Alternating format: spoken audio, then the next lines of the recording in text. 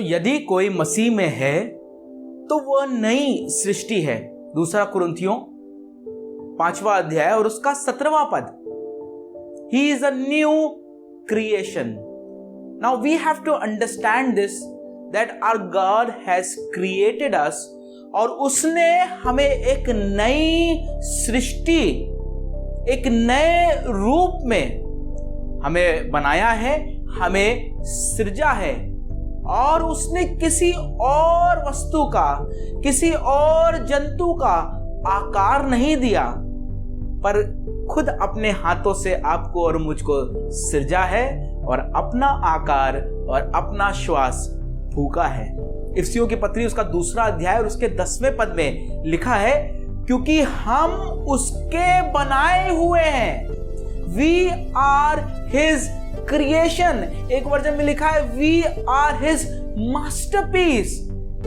एक खूबसूरत रचना उसने आपके और मेरे जीवन में, एक खूबसूरत रचना आपके और मेरे रूप में उस परमेश्वर ने करी है और हम उसके मास्टरपीस हैं। लिखा है और मसीह यीशु में उन भले कामों के लिए सृजे गए हैं जिन्हें परमेश्वर ने पहले से हमारे करने के लिए तैयार किया था। और एक पर्पस के साथ उसने हमें आकार दिया है, अपना श्वास फूका है कि हम अपने जीवनों में उन भले कामों को जिसके लिए हम रचे गए हैं, जिसके लिए हम सृजे गए हैं, वो सदैव सदैव करने वाले हों।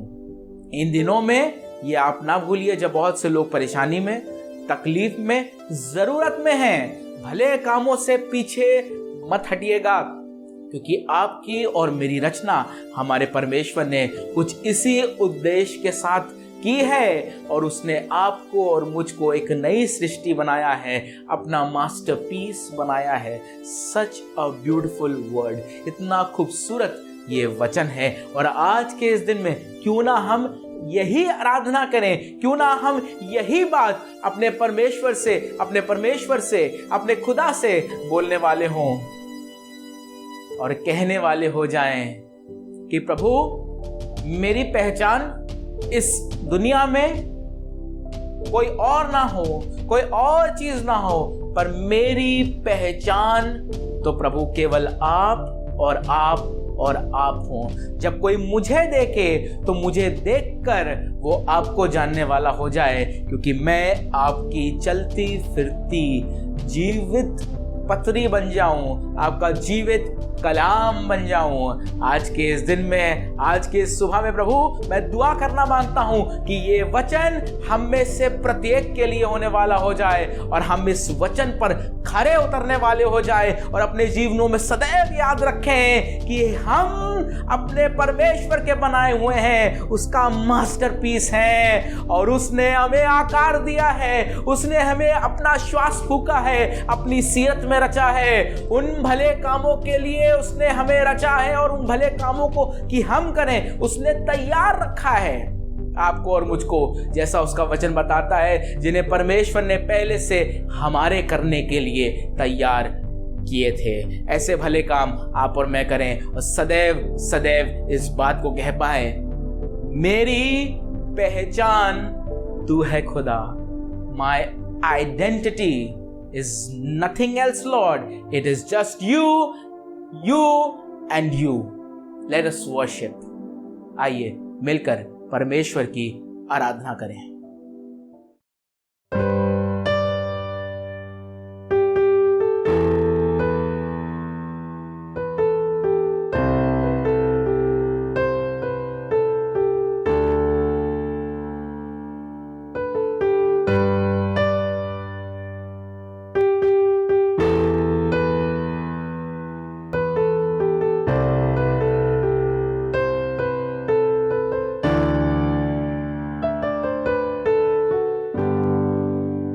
आकार दिया,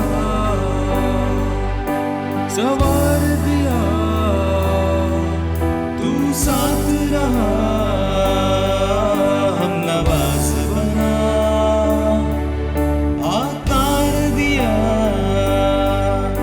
सवार दिया, तू साथ रहा, हम नवाज बना। मेरी पहचान तो है खुदा, मेरी पहचान तो है खुदा।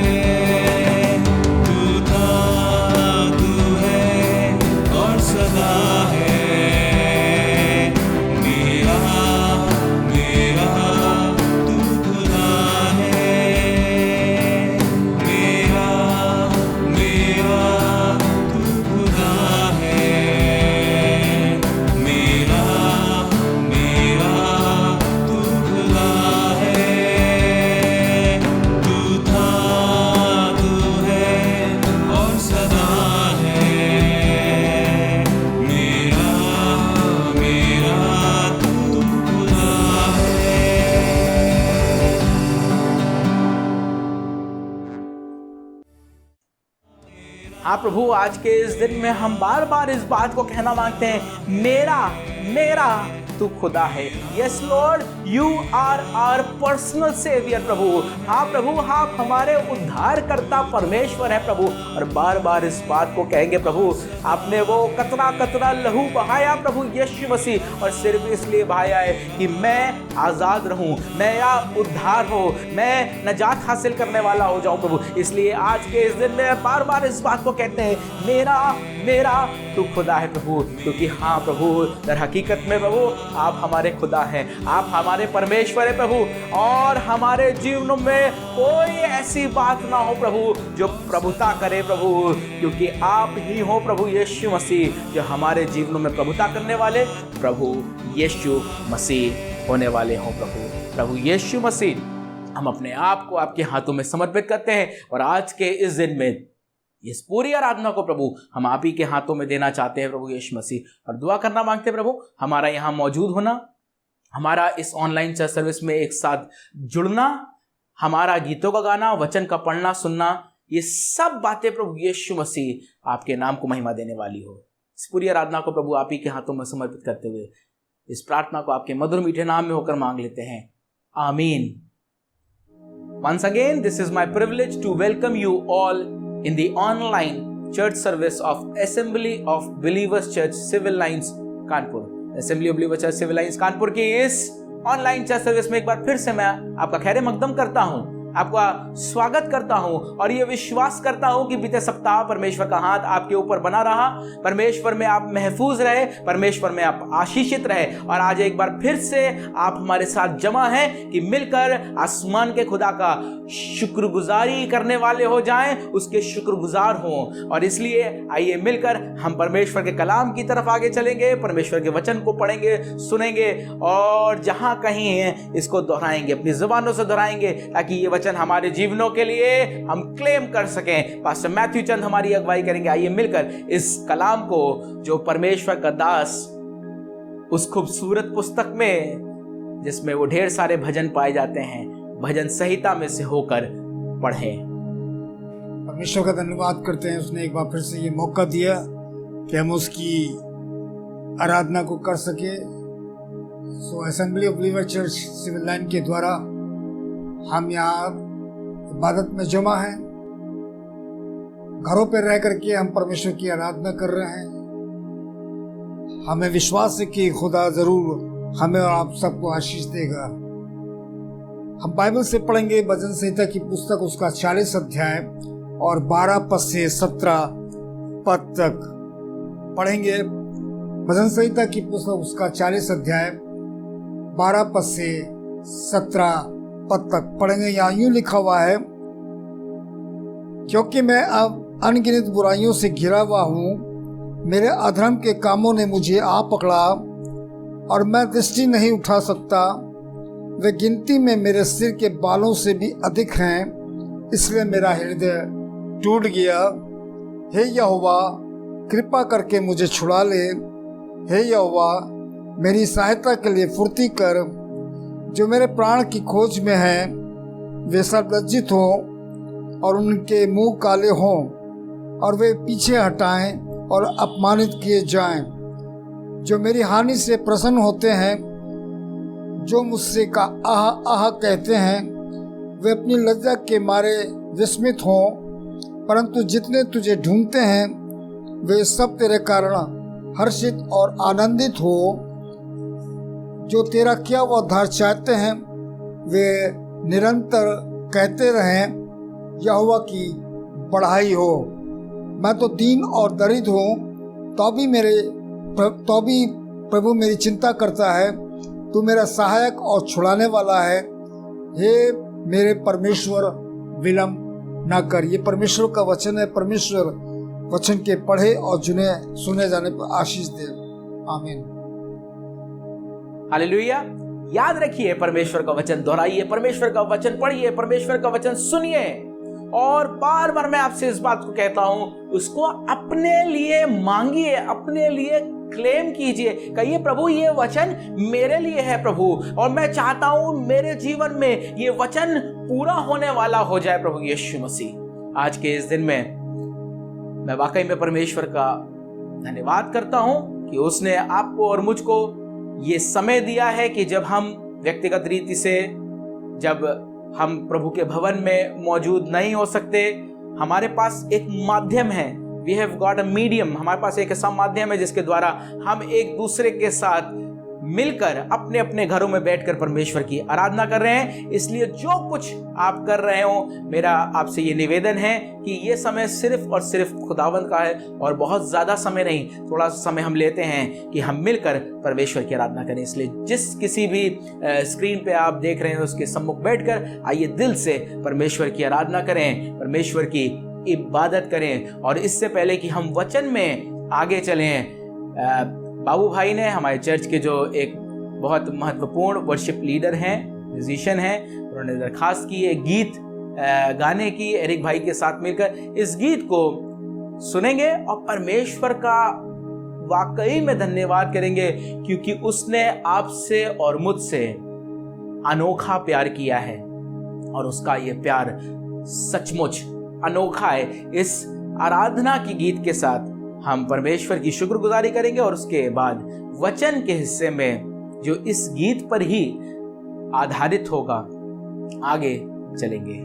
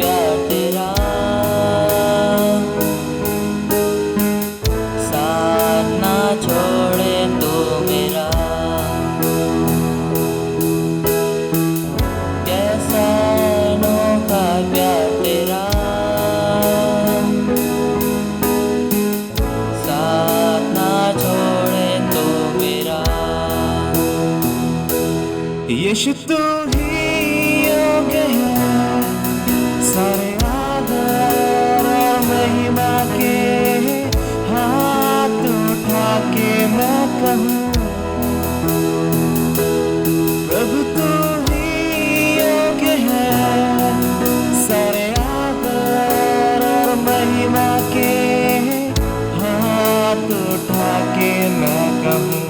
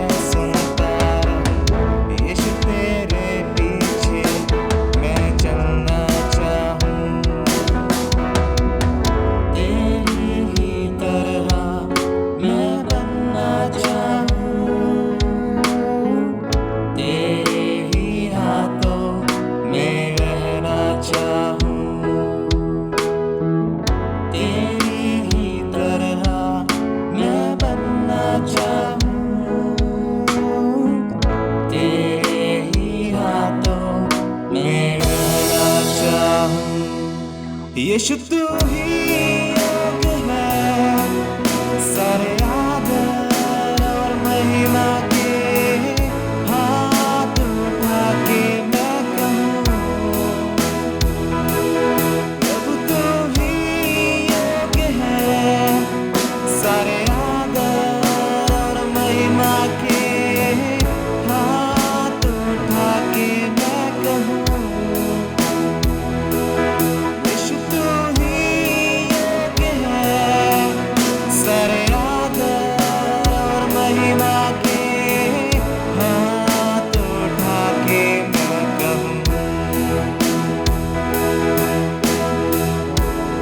अनोखा प्यार तेरा, साथ ना छोड़े तू मेरा। कैसा अनोखा प्यार तेरा, साथ ना छोड़े तू मेरा।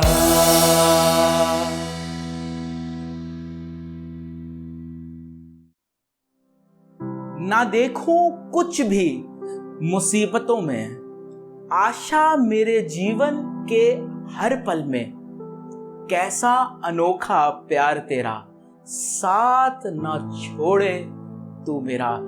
ये आपका और मेरा विश्वास हो जाए, उसने आपसे और मुझसे अनोखा प्यार किया है, और दुनिया में हमें कोई भी छोड़ दे, हमारा परमेश्वर हमको कतई भी ना छोड़ेगा। ये प्यार उसका जो इस गीत के द्वारा जिसका वर्णन किया गया, ये अनोखा प्यार है। और हमने अलग अलग आराधना के गीतों के माध्यम से हम इस बात को दोहराते हैं कि ये अनोखा प्यार है। It is different, it is unique. Why is it so? क्यों? पहला यूहन्ना उसके चौथा अध्याय पूरा परमेश्वर के प्रेम के विषय में हमें बताता है। ये चौथा अध्याय अगर आप पढ़ेंगे, ज्यादा पद नहीं पढ़ना चाहता क्योंकि मेरा मजमून आज अनोखा प्यार परमेश्वर का नहीं है, पर मैं जरूर से आपको शेयर करना मांग रहा हूं इस बात को। 10वें पद में लिखा है चौथे अध्याय के, प्रेम इसमें नहीं कि हमने परमेश्वर से प्रेम किया, पर इसमें है कि उसने हमसे प्रेम किया और हमारे पापों के प्रायश्चित के लिए अपने पुत्र को भेजा। दुनिया में कई बार प्रेम के बदले में प्रेम मिलता है, पर परमेश्वर का प्रेम वो दुनियावी प्रेम के समान नहीं है। उसका प्रेम दुनिया के समान नहीं है, क्योंकि उसने हमसे प्रेम किया, और उसने हमसे इसलिए प्रेम नहीं किया कि हमने उससे प्रेम किया था। नहीं, लिखा है प्रेम इसमें नहीं कि हमने परमेश्वर से प्रेम किया, पर इसमें कि उसने हमसे प्रेम किया। 8वें पद में लिखा है, परंतु परमेश्वर हम पर अपने प्रेम की भलाई इस रीति से प्रकट करता है कि जब हम क्या पापी ही थे, तभी मसीह हमारे लिए मरा। जब हम पापी ही थे, उसका प्रेम हमारे लिए प्रकट हुआ। उसने हमसे प्रेम इसलिए नहीं किया कि हमने उससे प्रेम किया, और इसीलिए ये प्रेम अनोखा प्रेम है। This love is different. प्रेम के विषय में जैसा मैंने आपको बताया कि मैं आज ज़्यादा शेयर नहीं करना मांग रहा हूँ। हमें मालूम है, बहुत अच्छी तरह से उड़ाऊ पुत्र का दृष्टांत मालूम है, जिसमें हमने जाना है कि एक बाप की मोहब्बत अपने बेटे के लिए किस समान थी।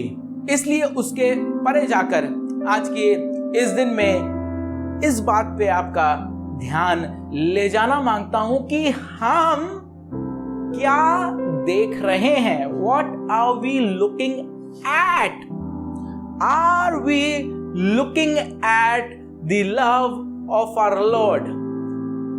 A love which is not like the love of this world. A love which is different, a love which is unique, a love which we have known, a love which was displayed and expressed on the cross.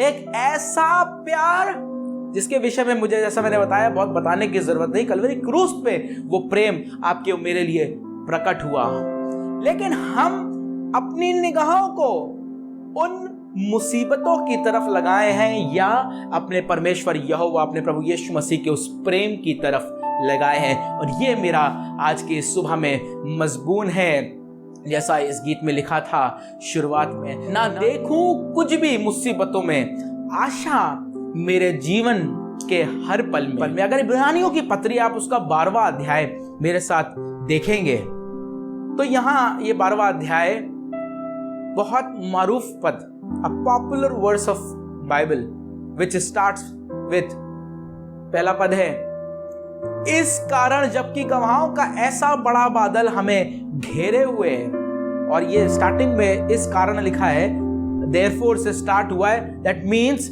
इसके पहले कुछ बातें लिखी हुई हैं। और अगर आप 11वां अध्याय आप देखेंगे तो आपको मालूम है कि विश्वास के विषय में ये 11वां अध्याय एक एपिटोम है, विश्वास के विषय में, और विश्वास से भरे उन सभी लोगों के विषय में, स्टार्टिंग फ्रॉम इब्राहिम, और इब्राहिम के साथ और जो जिनका जिक्र हम पढ़ते हैं कि किस प्रकार से इब्राहिम, मूसा, दाऊद, विश्वास से कैसे ये अपनी दौड़ में आगे बढ़ने वाले हुए, अपने जीवन में आगे बढ़ने वाले हुए। और उसके बाद इब्रानियों की पत्री को लिखने वाला 12वां अध्याय के पहले बात में कहने लगा, इस कारण देयरफॉर, इस कारण जबकि गवाहों का ऐसा बड़ा बादल हमें घेरे हुए है, तो आओ हर एक रोकने वाली वस्तु और उलझाने वाले पाप को दूर करके वह दौड़ जिसमें हमें दौड़ना है, धीरज से दौड़े। Now we have to understand this, that we are in this world. हम इस जीवन में हैं और ये जीवन हमारी एक दौड़ के समान है। गीत हम गाते हैं जंगली दरख्तों के दरमियान एक सेब के पेड़ के समान। तो ये जीवन एक दौड़ के समान है, एक ऐसी दौड़ जो जंगल के सफर के समान है, जिसमें बहुत सारी कठिनाइयां हैं, बहुत सारी प्रॉब्लम्स हैं और बहुत सारी चीजें हैं। जैसे कभी भी अगर आपने जंगल का सफर किया हो, गुजरे हो आप किसी ऐसे रास्ते से जो बहुत समतल ना हो, बहुत अच्छा ना हो, एक जंगली रास्ता हो, तो आपने जाना होगा कि वो रास्ता थोड़ी देर के लिए शायद अच्छा हो सकता है, पर कठिनाइयां आती हैं, मुश्किलें आती हैं, मुसीबतें आती हैं। ये दौड़ जीवन की कुछ इसी प्रकार से है, और इस दौड़ में आपको और मुझको दौड़ना है। We have to live our lives, और इस दौड़ में आपको और मुझे दौड़ना है। दौड़ने के तरीके को यहां लिखने वाला बता रहा है कि जिस दौड़ में हमें दौड़ना है, धीरज से दौड़ें, सब रोकने वाली वस्तु और उलझाने वाले पापों को दूर करके। दूसरे पद में क्या कहता है सुनिएगा, दूसरे पद में लिखा है, और विश्वास के कर्ता और सिद्ध करने वाले यीशु की ओर ताकते रहे। And this is the thing, this is what I want to share this morning with you, कि आप और मैं, ये हमको मालूम है कि हमें दौड़ में दौड़ना है, पर मैं आपको बताना मांग रहा हूं, दौड़ में अगर आप इधर देखेंगे उधर देखेंगे तो शायद आप दौड़ में हार जाएंगे, शायद आप अपनी दौड़ को ठीक से पूरी नहीं कर पाएंगे। पर दौड़ने का एक तरीका बता रहा है यहाँ परमेश्वर का वचन, और वो कह रहा है कि जिस दौड़ में तुम्हें दौड़ना है, धीरज से उस दौड़ में दौड़ो, रोकने वाली वस्तुओं और उलझाने वाले पापों को दूर करके विश्वास के कर्ता अपने प्रभु यीशु मसीह की ओर ताकते रहो। जो निशाना है, जैसा पौलुस कहने लगा, मैं अपने निशाने को देखता हूं और उस निशाने की तरफ दौड़ा चला जाता हूं। आप अपनी निगाहों को कहां लगाए हुए हैं? परमेश्वर का वचन तो ये कह रहा है कि तुम्हें इस दौड़ में दौड़ना है। एक काम करो, धीरज रखो, रोकने वाली वस्तुओं, उलझाने वाले पापों को दूर करो, और विश्वास के कर्ता प्रभु यीशु मसीह की ओर ताकते रहो।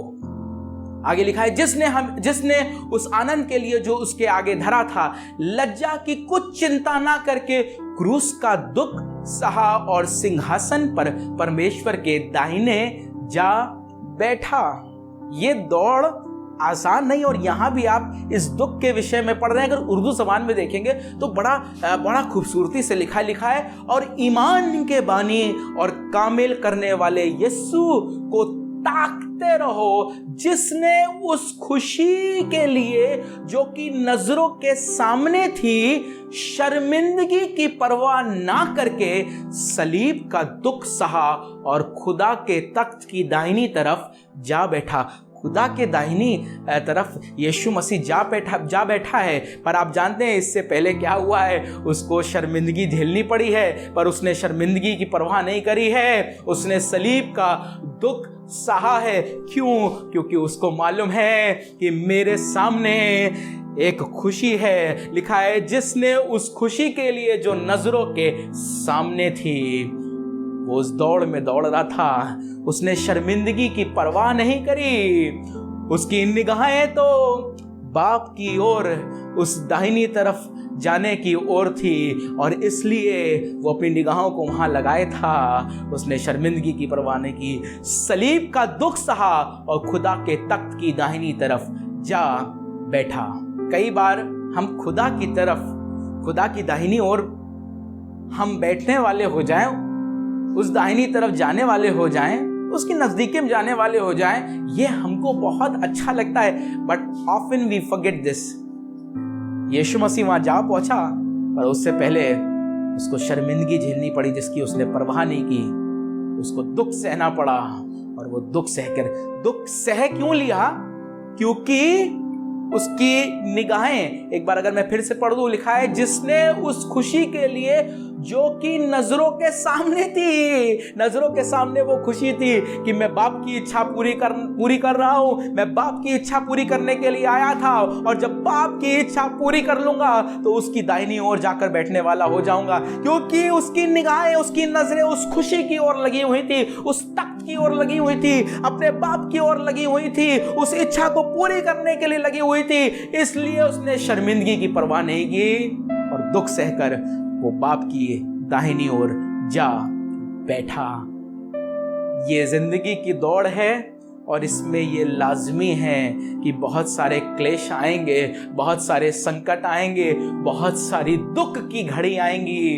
और मुझे मालूम है आप में से बहुत से लोगों ने बीते दिनों में, बीते साल में ये दुख सहा है। पर आज की इस दिन में, आज की सुबह में आपको ये बताना मांग रहा हूं कि अपनी निगाहों को उस दुख पर मत लगाइएगा, पर अपनी निगाहों को तो उस खुशी की तरफ लगाइएगा जो यीशु मसीह में होकर हमें मिलती। मुझे मालूम है आपने अपने अजीज को खोया है, आपने अपने बहुत प्रिय को खोया है, and there is grief in your heart.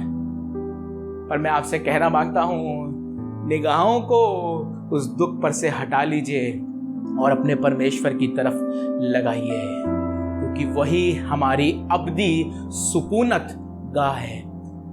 तीसरे पद में लिखा है, इसलिए उस पर ध्यान करो जिसने अपने विरोध में पापियों का इतना वाद विवाद सह लिया कि तुम निराश होकर हियाव ना छोड़ो।